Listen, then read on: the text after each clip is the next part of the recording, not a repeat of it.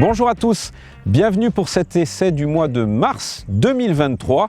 Aujourd'hui, on va tester la nouvelle Hyundai Ioniq 6, un véhicule des plus attendus en cette année 2023. C'est un véhicule bien sûr 100% électrique, vous l'avez compris à la vue de ses grosses jantes. Son autonomie est de 614 km. C'est en tout cas ce qu'annonce le constructeur sud-coréen. C'est un véhicule qui a été largement testé déjà par nos confrères sur le continent, notamment sur autoroute. En ce qui nous concerne, on va la tester, cette voiture, sur nos routes insulaires. Aujourd'hui, on est parti d'Ajaccio, on s'est arrêté quelques minutes à Coro pour vous présenter rapidement ce véhicule. Et puis, on va se diriger en direction de Porto Vecchio et on va voir tout simplement si elle en est capable.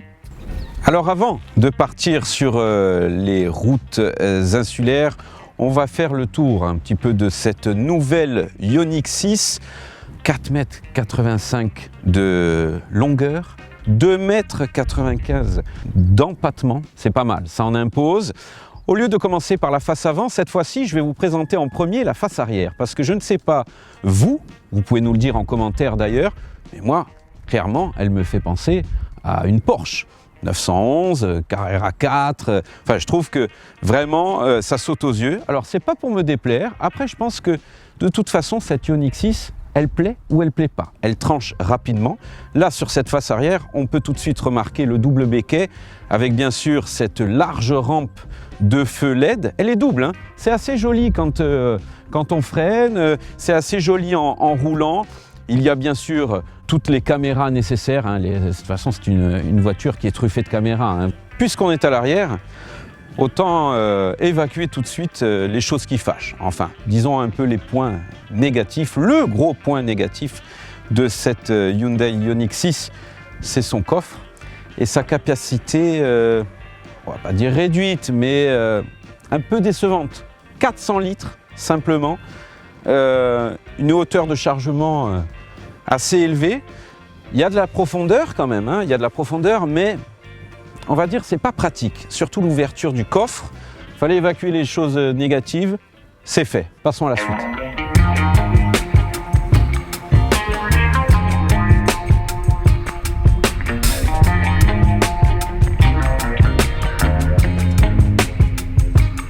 Bon, nous voici à Olmet. Il nous reste 85% de charge.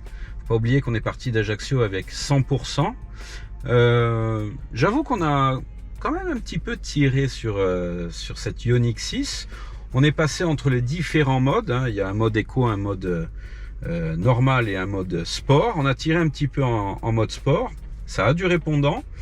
L'autonomie descend assez vite. Là, on est à 469 km d'autonomie en mode éco. On a roulé la plupart du temps en mode normal. Là, il nous reste 456 km.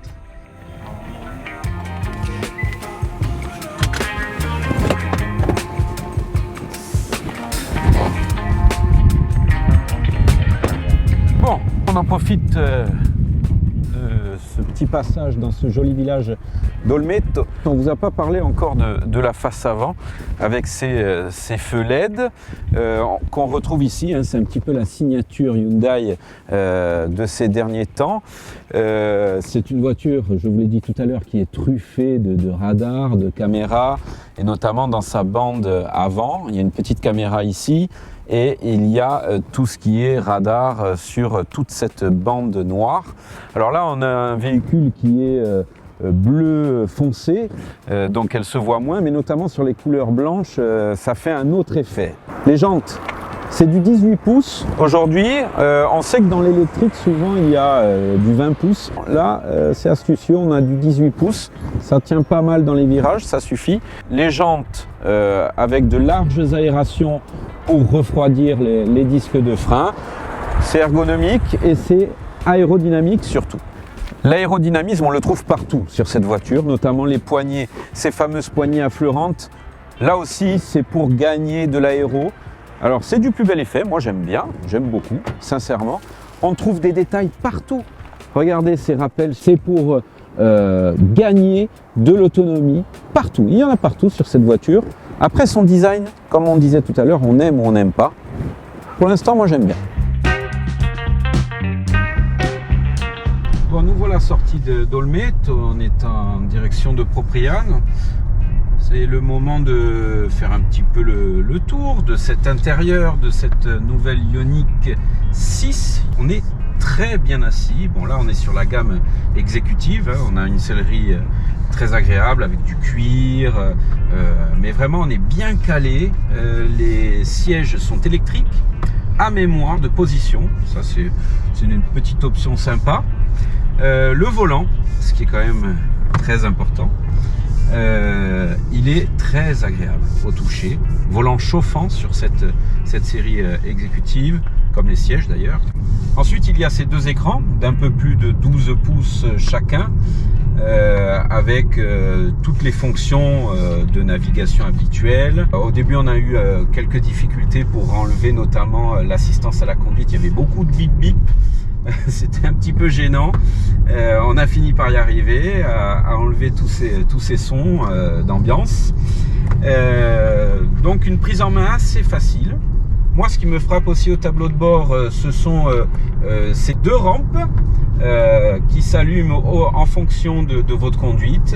Donc si on freine, c'est la recharge. Si on accélère, ça décharge du coup.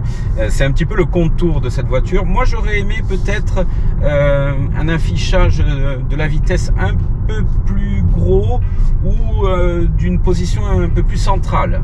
Alors cette Ioniq 6 elle est truffée d'options, truffée de caméras, d'assistance à la conduite, mais il y a un petit détail qui m'a plu. Quand on met le clignotant, on a la vision par caméra du côté où l'on tourne.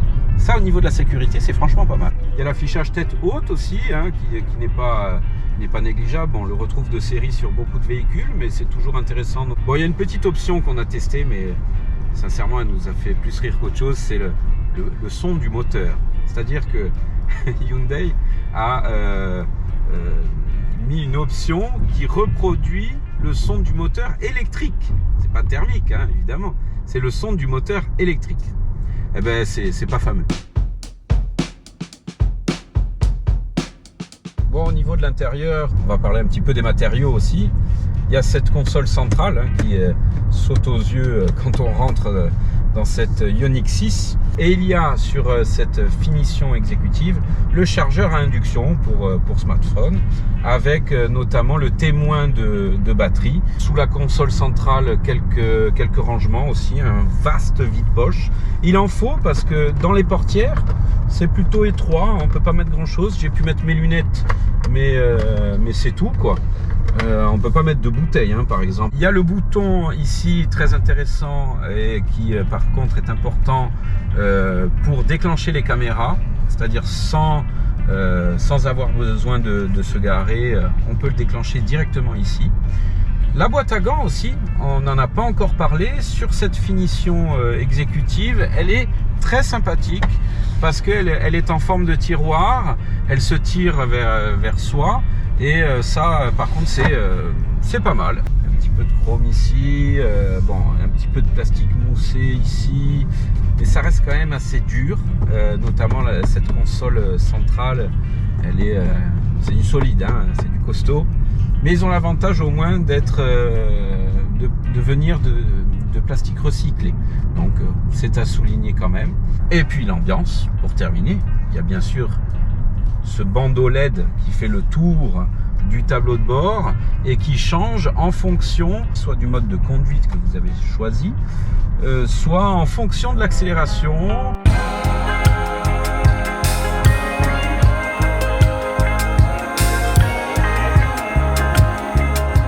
Je dois dire que cette Hyundai Ioniq 6 est intéressante au niveau de son comportement.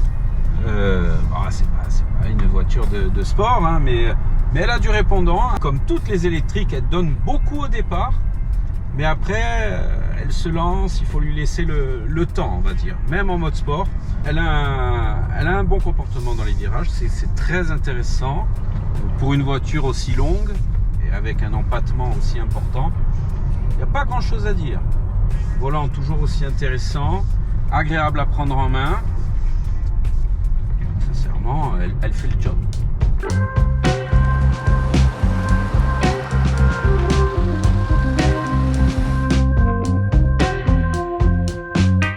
pas faire cette route vers Porto Vecchio sans faire une petite halte dans cet environnement extraordinaire, magnifique, un environnement dans lequel se fond parfaitement la Hyundai Ioniq 6. Panorama magique, regardez.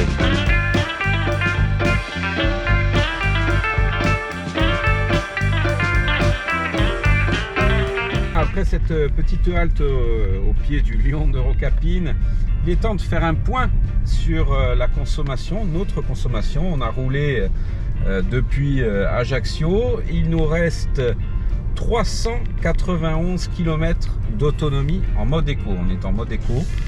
Si je passe en mode normal, 379 et en mode sport, 369. Concrètement, pour l'instant, c'est concluant. Tiens, si on mettait un petit peu ce toit ouvrant en route, il fait beau, on a du soleil, on est au virage de l'extrême sud, on va pas se priver, hein.